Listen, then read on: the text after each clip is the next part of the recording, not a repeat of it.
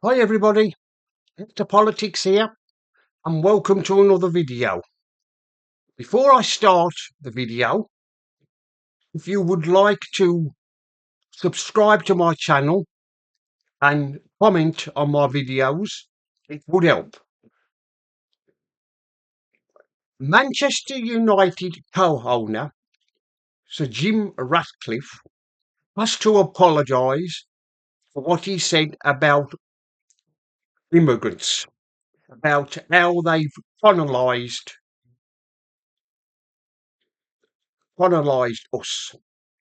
Now, why has Sir Jim Ratcliffe got to make an apology? Why? He's only stating the obvious. What everybody thinks about immigrants coming into the country. Why is he being made to apologise? I mean, I wouldn't call it colonisation. I'd call it more like an invasion. It's an invasion of fighting age men crossing in dinghies. But of course, the left-wing media, they've gone into meltdown. They were all over this story last night, demanding that Sir Jim Ratcliffe apologise, or if he didn't, he'd probably be forced to give up co-ownership of Manchester United. This is how the hive mind of the lefties work. If you say something you don't like, well, they don't like, the lefties, they force their views on people. They either make you apologise for your not so pleasant language, and if you don't, they will force you to resign. In other words, you'll be cancelled. And of course, like I've said, we had the left-wing media. They went into meltdown. I mean, last night on Newsnight on BBC Two. I mean, who watches Newsnight anymore?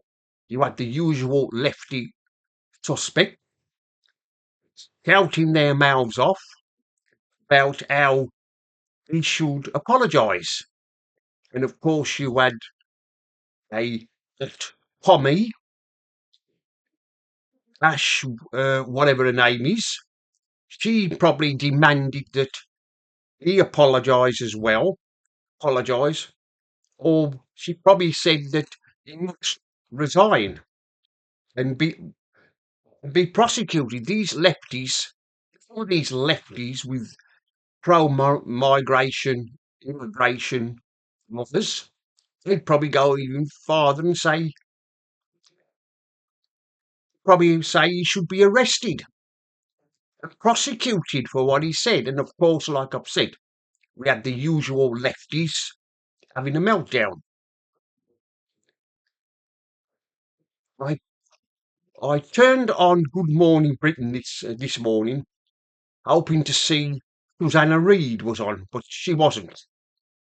I half expected her to have a meltdown, to lose the plot. She probably had something to say. She probably took to X to say something. And the same with Kay Burley, who used to be a newsreader, a journalist on Sky News. And we all remember what happened when we was into lockdown. We couldn't have parties. Of course, she broke lockdown rules, didn't she? And it was her birthday. She had a birthday party and Beth Rigby was there. And of course, we had the usual lefty suspects shouting their mouths off. And of course, the biggest hypocrite of all, Tia, well, he's had to have his say, hasn't he? He posted on X that Sir Jim Ratcliffe must apologise. Well, if anybody ought to apologise, it ought to be him. for allowing these fighting our age men and these criminals to come into the country. If anybody should apologise, it should be him. But of course, he had to jump on the bandwagon and have his say. I mean, we shouldn't really blame Labour for this immigration problem. It's got a whole lot worse since Starmer became Prime Minister. This we should blame the Tories when they were in government, when you had Theresa May Prime Minister and Boris Johnson and Rishi Sunak. I mean, we all remember him, don't we? Whatever happened to him? I wonder what's happened to Sunak. I mean, we all remember him. His favourite saying, slogan was smash the boats, the boats. It's like Starmer, he's promising to smash the gangs. And of course, like I've said, we got the usual lefty suspects shouting their mouths off. And of course, now the Football Association is going to get involved. I'm going to look into his comments, and no doubt I'm going to find something that they don't like. I mean, what are they going to do? I mean, are they going to ban him? Say he can't attend matches, can't get into the Manchester United's ground. What are they going to do?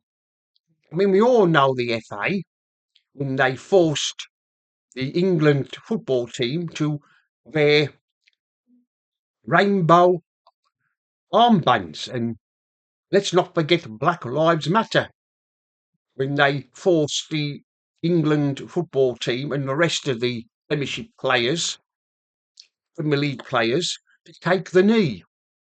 We all remember that stupid stunt, don't we?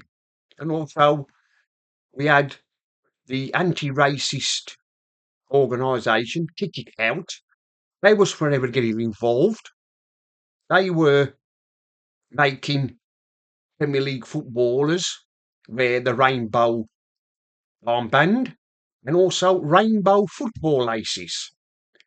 I wouldn't put it past them to start and have a say. But like I've said, what's it got to do with the woke FA? No, they're not known as the sweet FA for nothing. But like I've said, we've had the usual suspects getting involved. It is not the end of this.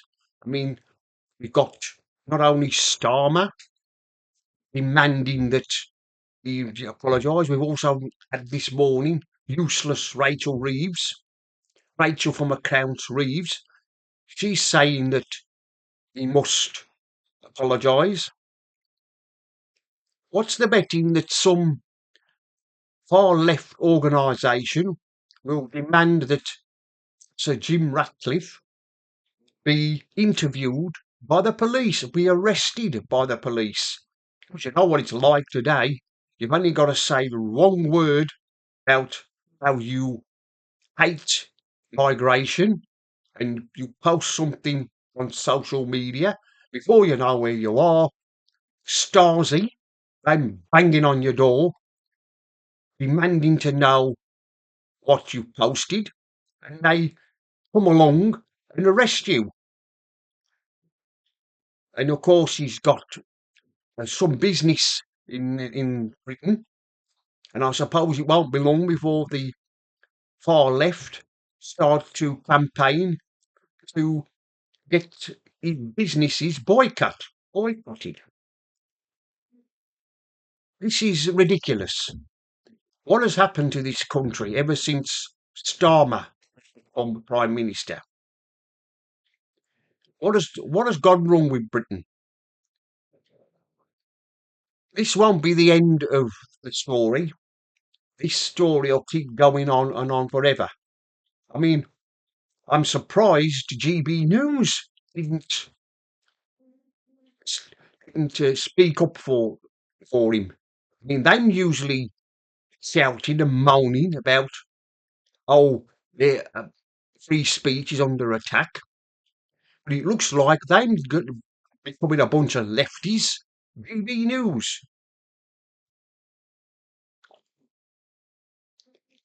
Anyway, that's the end of this video. Into politics here signing off. And remember, don't believe the lies.